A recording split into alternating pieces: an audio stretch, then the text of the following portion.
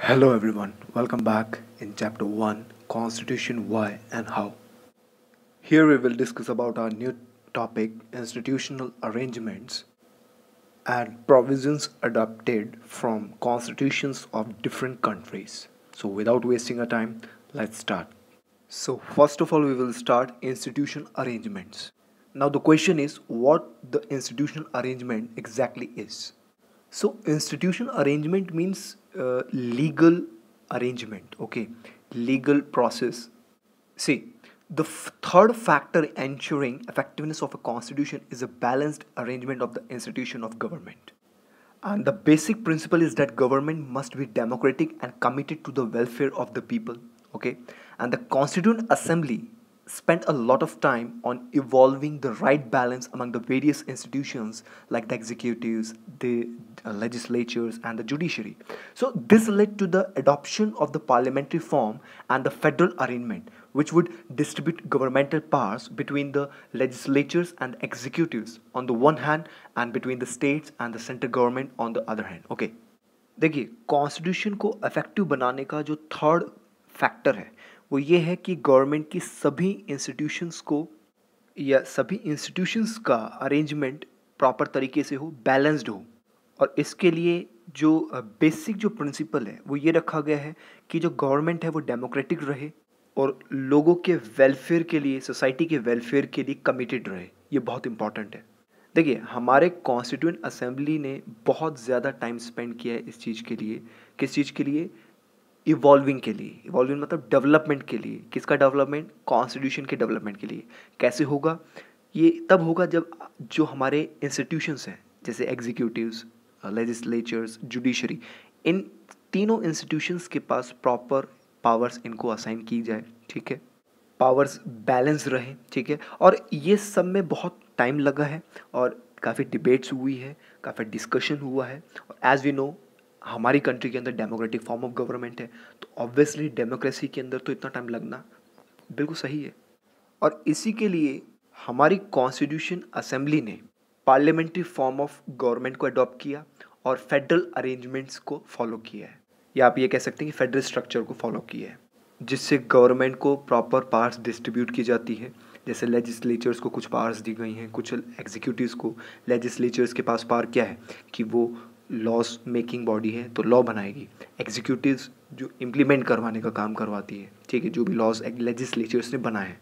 ऐसे ही central level पे और सेंट्रल लेवल के अलावा स्टेट लेवल पे, मतलब state government and central government को भी अब कुछ उनकी पावर्स दी गई हैं ताकि वो प्रॉपर तरीके से उन पावर का यूज़ करें। ठीक है, पार्लियामेंट्री फॉर्म का मतलब क्या है? पार्लियामेंट्री का फॉर्म का मतलब है कि democratic, a system of democratic governance. ठीक है, डेमोक्रेसी जहाँ पे रूल कर रही है। Then while evolving the most balanced governmental arrangements, the makers of our constitution did not hesitate to learn from experiments and experience of other countries. So, thus, the framers of the Constitution were not averse to borrowing from other institutional traditions. Indeed, it is a testament, okay, to their wide learning that they could lay their hands upon any intellectual argument or historical examples that was necessary for fulfilling the task at hand.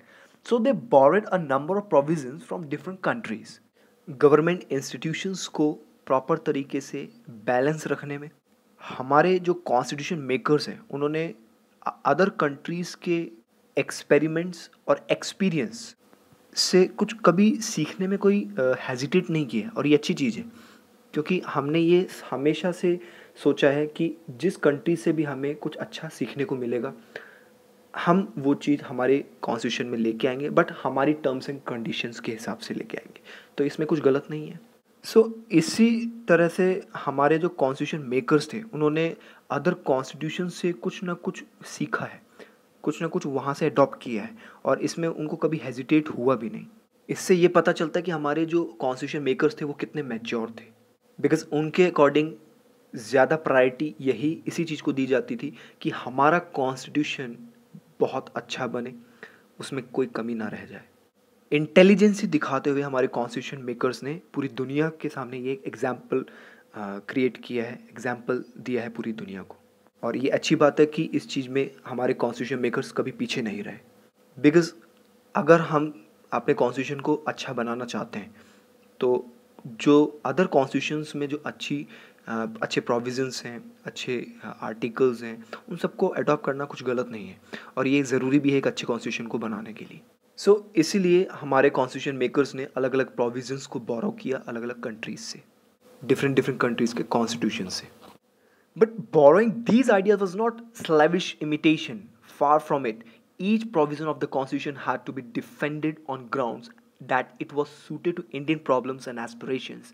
India was extremely lucky to have an assembly that, instead of being parochial in its outlook, could take the best available everywhere in the world and make it their own.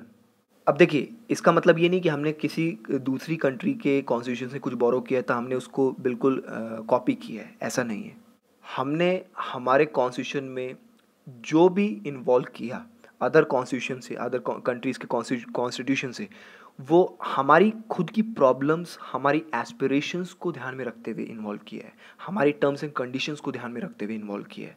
और इस चीज़ में हमारा जो country है, हमारा जो India है, बहुत ही लकी रहा है कि हमारे जो कॉन्स्टिट्यूशन असेंबली थी उसके अंदर जो मेकर्स थे उनकी जो सोच थी वो नैरो माइंडेड नहीं थी, पैरोशियल का मतलब है नैरो माइंडेड नहीं थी वो, ठीक है। ये एक अच्छी चीज़ थी। मैंने आपको पहले ही बताया कि हमारे कॉन्स्टिट्यूशन असेंबली के अंदर जो लीडर्स थे वो बहुत ही मैच्योर थे, वेल एक्सपीरियंस थे, ठीक है। उन्होंने हमारी कंट्री की, सोसाइटी की प्रॉब्लम्स और एस्पिरेशंस को ध्यान में रखते हुए अदर कॉन्स्टिट्यूशन से कुछ ना कुछ अडॉप्ट किया है, अदर कंट्रीज़ के कॉन्स्टिट्यूशन से कुछ ना कुछ अडॉप्ट किया है और हमारी टर्म्स एंड कंडीशन के बेस पे हमने उन प्रोविजंस को हमारे कॉन्स्टिट्यूशन में रखा है और पूरे वर्ल्ड में मैक्सिमम कंट्री से हमने कुछ ना कुछ अडॉप्ट किया है बिकॉज हमारे कॉन्स्टिट्यूशन मेकर्स बहुत ही मैच्योर थे, नैरो माइंडेड बिल्कुल नहीं थे। बट जो भी हमने अडॉप्ट किया है उन अदर कॉन्स्टिट्यूशन से वो हमने अपनी टर्म्स एंड कंडीशन के हिसाब से किया है, हमारी अपनी प्रॉब्लम्स को ध्यान में रखते हुए, हमारे एस्पिरेशंस को ध्यान में रखते हुए। Now we will discuss about some provisions borrowed from constitution of different countries. Okay, so according to your NCERT book, we will discuss about the British Constitution कि हमने British Constitution से क्या अडॉप्ट किया है, Irish Constitution, आयरलैंड के constitution से हमने क्या अडॉप्ट किया है, फ्रांस के कॉन्स्टिट्यूशन से क्या हमने अडॉप्ट किया है, USA के कॉन्स्टिट्यूशन से हमने क्या अडॉप्ट किया है और कनाडा के कॉन्स्टिट्यूशन से क्या अडॉप्ट किया है। सबसे पहले हम ये देखते हैं कि ब्रिटिश कॉन्स्टिट्यूशन से हमने क्या अडॉप्ट किया है। From the British constitution, Indian constitution adopt first past the post, second is parliamentary form of government, and third is the idea of the rule of law, and fourth is institution of the speaker and his role, and last is law making procedure. तो ये सब हमने British constitution से adopt किया है। अब देखिए, British constitution से जो हमने फर्स्ट अडॉप्ट किया है वो फर्स्ट पास द पोस्ट। अब ये होता क्या है, मतलब इलेक्शन के अंदर जिस पार्टी के पास सबसे ज़्यादा वोट होंगे, मेजोरिटी होगी +50, ठीक है, तो उस पार्टी को क्या विनर माना जाएगा, ठीक है। Second is parliamentary form of government, मतलब a system of democratic governance, कि हमारी गवर्नमेंट डेमोक्रेटिक वे में काम करेगी। Then third provision which is adopted by the British constitution is the idea of the rule of law, मतलब हमारे India के अंदर जो लॉ है उसकी इम्पोर्टेंस ज़्यादा रहेगी, उसको ज़्यादा इम्पोर्टेंस दी जाएगी। Then fourth provision is institution of the speaker and his role, मतलब हमारे पार्लियामेंट के अंदर और लेजिस्लेटिव असेंबली के अंदर दोनों में स्पीकर्स को अपॉइंट किया जाएगा और उनका रोल बताया जाएगा। जैसे कि हमें पता है कि पार्लियामेंट में 2 हाउसेस होते हैं, लोकसभा एंड राज्यसभा। तो स्पीकर कहाँ अपॉइंट होता है, लोकसभा के अंदर होता है। डेप्यूटी स्पीकर कहाँ अपॉइंट होता है, लोकसभा के अंदर अपॉइंट होता है। अब आप बोलेंगे सर राज्यसभा में क्या होता है, तो राज्यसभा में चेयरमैन होता है, और चेयरमैन कौन बनता है, जो वाइस प्रेसिडेंट होते हैं, ठीक है। ऐसे ही लेजिस्लेटिव असेंबली के अंदर भी कौन अपॉइंट होता है, स्पीकर होता है, हेड, ठीक है। तो उसके अलावा डेप्यूटी स्पीकर भी होता है। तो कहने का मतलब है कि ब्रिटिश कॉन्स्टिट्यूशन में ये ऑलरेडी था और हमने वहाँ से ही अडॉप्ट किया है कि हम भी हमारे कॉन्स्टिट्यूशन में इस चीज़ को इम्प्लीमेंट करेंगे। Then our last provision which is adopted from the British constitution is law making procedure. Law making procedure का मतलब है कि लॉ बनाने का जो भी प्रोसेस है, जैसे कि हमें पता है कि पार्लियामेंट के अंदर सबसे पहले लोकसभा के अंदर डिस्कशंस होता है, जो भी बिल वगैरह है वो आता है, फिर उसके बाद पास होने के बाद राज्यसभा के पास जाता है, फिर राज्यसभा और लोकसभा अगर एग्री हो जाते हैं तब वो प्रेसिडेंट के पास जाता है फाइनल अप्रूवल के लिए। तो एक प्रोसेस है, तो उस प्रोसेस को फॉलो किया जाता है। तो ये हमने प्रोविज़न कहाँ से लिया है? ब्रिटिश कॉन्स्टिट्यूशन से लिया है, ठीक है। देन हमारा सेकेंड है यूनाइटेड स्टेट्स कॉन्स्टिट्यूशन, मतलब अमेरिका के कॉन्स्टिट्यूशन से हमने क्या क्या अडॉप्ट किया है। तो फर्स्ट हमने प्रोविज़न अडॉप्ट किया है चार्टर ऑफ फंडामेंटल राइट्स, मतलब जो फंडामेंटल राइट्स हैं वो हमने कहाँ से अडॉप्ट किए हैं? अमेरिका से अडॉप्ट किए हैं। सेकेंड प्रोविज़न हमारा है power of judicial review and independence of the judiciary, कि जुडिशरी की क्या पावर होगी, जुडिशियल रिव्यू की क्या पावर होगी, ठीक है, और जुडिशरी के पास क्या इंडिपेंडेंस होगी, ये सब हमने अमेरिका के कॉन्स्टिट्यूशन से अडॉप्ट किया है। Now Irish constitution means Ireland के कॉन्स्टिट्यूशन से हमने क्या अडॉप्ट किया है? तो देखिए directive principle of state policy हमने ये अडॉप्ट किया है। देखिए directive principles of state policy का मतलब है, डायरेक्टिव प्रिंसिपल्स क्या होता है? जहाँ पे गवर्नमेंट को एडवाइस की जाती है कि गवर्नमेंट को क्या क्या करना चाहिए, गवर्नमेंट को क्या क्या करना चाहिए, गोल्स क्या होने चाहिए।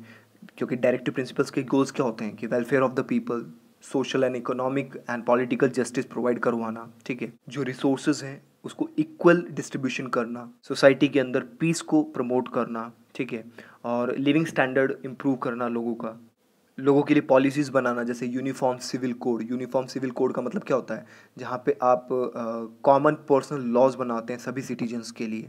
Prohibition of consumption of alcoholic liquor, इस तरह की पॉलिसी बनाना। अब प्रोहिबिशन का मतलब क्या है? कि रोकना किस चीज़ को? जो अल्कोहलिक जो चीज़ें हैं उनका कंजप्शन कम से कम हो। लेकिन मैं आपको बताना चाहूँगा कि इसके कंजप्शन, अल्कोहलिक और लिकर के कंजप्शन से गवर्नमेंट की रेवेन्यू बहुत ज़्यादा होती है। तो ऐसा देखने में कमी आया है कि गवर्नमेंट इसको प्रोहिबिट करने की कोशिश करे। स्मॉल इंडस्ट्रीज़ को, जो कोटेज इंडस्ट्री, उनको प्रमोट करना, ठीक है। Prevention of slaughter of useful cattle, मतलब जो हमारे मवेशियाँ हैं, मवेशी मतलब जो डोमेस्टिक एनिमल्स हैं, उनकी जिस तरह से उनको मारा जा रहा है, तो उस चीज़ को रोकना, ठीक है, क्योंकि वो कमर्शियली पर्पस होता है उसके पीछे, तो इस चीज़ को रोकना। विलेज पंचायत्स का प्रमोशन करना, ठीक है। लोगों को राइट्स देना, कोई भी इकोनॉमिक एक्सप्लॉयटेशन हो रहा है तो उसके अगेंस्ट लोगों को बताना कि आपका राइट है, आप उसके लिए बिल्कुल आवाज़ उठा सकते हैं। एजुकेशन प्रॉपर अवेलेबल हो चिल्ड्रंस को जो below the age of 6 years, okay. Equal wages available करवाई जाए, ठीक है। उसमें कहने का मतलब डिस्क्रिमिनेशन नहीं होना चाहिए मेन एंड वेमेन के बीच में। एंड एडिक्वेट लाइवलीहुड हो, प्रॉपर एम्प्लॉयमेंट अवेलेबिलिटी हो। So these are called the directive principles, okay, जो कि स्टेट पॉलिसी होती है। तो ये हमने आयरलैंड के कॉन्स्टिट्यूशन से अडॉप्ट किया है। और मैं आपको बता दूं आयरलैंड का जो कॉन्स्टिट्यूशन है उसके पार्ट 4 के अंदर आर्टिकल नंबर 36 से लेके 51 तक ये directive principles of state policy given है। तो वहाँ से हमने ये अडॉप्ट किया है। देन हमने अडॉप्ट किया है फ्रांस से भी कुछ, ठीक है। फ्रेंच कॉन्स्टिट्यूशन क्या कहता है? फ्रेंच कॉन्स्टिट्यूशन से हमने क्या लिया है? Principles of liberty, equality and fraternity. इस प्रोविज़न को हमने फ्रेंच कॉन्स्टिट्यूशन से अडॉप्ट किया है। लिबर्टी, बिल्कुल अच्छी बात है कि लोगों को लिबर्टी प्रोवाइड करवानी चाहिए, तो हमारे कॉन्स्टिट्यूशन में इसको मेंशन किया गया है। इक्वालिटी प्रमोट होनी चाहिए, ये हमने हमारे कॉन्स्टिट्यूशन में फ्रेंच कॉन्स्टिट्यूशन से लिया है। फ्रेटर्निटी मतलब भाईचारा प्रमोट होना चाहिए, फ्रेटर्निटी प्रमोट होनी चाहिए, तो ये भी हमने फ्रेंच कॉन्स्टिट्यूशन से लिया है। देन उसके बाद आता है कैनेडियन कॉन्स्टिट्यूशन, मतलब कनाडा की कॉन्स्टिट्यूशन से हमने क्या अडॉप्ट किया है? तो देखिए बताया गया है a quasi federal form of government that is a federal system with a strong central government. Canada की कॉन्स्टिट्यूशन हमने ये अडॉप्ट किया है कि हमें फेडरल स्ट्रक्चर को फॉलो करना है, ठीक है। फेडरल फॉर्म ऑफ गवर्नमेंट होनी चाहिए हमारे कंट्री में। लेकिन मैं आपको बता दूं इसके अंदर भी एक टेक्निकल बात है कि जो फेडरल स्ट्रक्चर, फेडरल सिस्टम को जो हमने फॉलो किया है उसके अंदर सेंट्रल गवर्नमेंट को स्ट्रॉन्ग बनाना है कि सेंट्रल गवर्नमेंट स्ट्रॉन्ग रहे। तो ये चीज़ हमने, ये प्रोविज़न जो कनाडा से अडॉप्ट किया है, क्योंकि कनाडा के कॉन्स्टिट्यूशन में ये ऐसा ही है सेम। और आज आप देख सकते हैं कि in comparison to state government, central government हमारे कंट्री के अंदर ज़्यादा स्ट्रॉन्ग है। बट इसका मतलब ये नहीं है कि स्टेट गवर्नमेंट के पास कोई अथॉरिटी नहीं होती है। बट कंपैरेटिवली अगर हम देखें तो हमारे कॉन्स्टिट्यूशन में ये सिर्फ और सिर्फ क्लियर किया गया, साफ साफ क्लियर किया गया है कि सेंट्रल गवर्नमेंट के पास ज़्यादा पावर्स होती है, स्ट्रॉन्ग मानी जाती है। क्रिटिकल सिचुएशंस में सेंट्रल गवर्नमेंट का रोल बहुत ज़्यादा हो जाता है। एज वी नो पूरे वर्ल्ड में कोविड-19 क्राइसिस बिल्कुल एक्सपेंशन हो रहा है, हमारे कंट्री में भी है। तो आपने क्या देखा कि सेंट्रल गवर्नमेंट के पास अथॉरिटीज़ ज़्यादा है कि क्या रेस्ट्रिक्शंस लगाने हैं, क्या एग्जम्पशंस देने हैं। तो सेंट्रल गवर्नमेंट हाँ डिस्कस ज़रूर करती है स्टेट गवर्नमेंट से कि उनके क्या सजेशंस हैं, उनके क्या आइडियाज़ हैं, बट फाइनल डिसीजन जो होता है वो सेंट्रल गवर्नमेंट का ही होता है। तभी आपने देखा होगा कि अभी तक स्कूल्स, मॉल्स, जिम्स ये अभी कहाँ ओपन हुए हैं, क्योंकि सेंट्रल गवर्नमेंट ने अभी तक परमिशन ही नहीं दी है। देन हमारा प्रोविज़न है the idea of residual powers. देखिए, रेसिडुअरी पावर्स और you can say reserve powers which are neither prohibited nor explicitly. देखिए देखिए यहाँ पे है कि ना तो इसको यूनियन लिस्ट में कंसिडर किया गया है, ना स्टेट लिस्ट में और ना कॉन्करेंट लिस्ट में। यूनियन लिस्ट वो होती है जहाँ पे सेंट्रल गवर्नमेंट का अथॉरिटी ज़्यादा होता है, स्टेट लिस्ट वो होती है जहाँ पे स्टेट गवर्नमेंट का ज़्यादा अथॉरिटी होता है, कॉन्करेंट लिस्ट जहाँ पे दोनों मिल के काम करते हैं। और ऐसे कौन से सब्जेक्ट्स हैं जो ना यूनियन लिस्ट में है, ना स्टेट लिस्ट में, ना कॉन्करेंट लिस्ट में? वो है साइबर सिक्योरिटी, आईटी, ठीक है। नाउ आप क्वेश्चन पूछेंगे कि सर फिर रेसिडियरी जो सब्जेक्ट है उस पर किसका कंट्रोल होता है? तो मैं आपको बता दूं, सेंट्रल गवर्नमेंट का होता है, ठीक है। I hope you understand. So first chapter is completed. It's a very important chapter, life time ये चैप्टर काम आने वाला है आपके, और I hope you understand and thank you guys.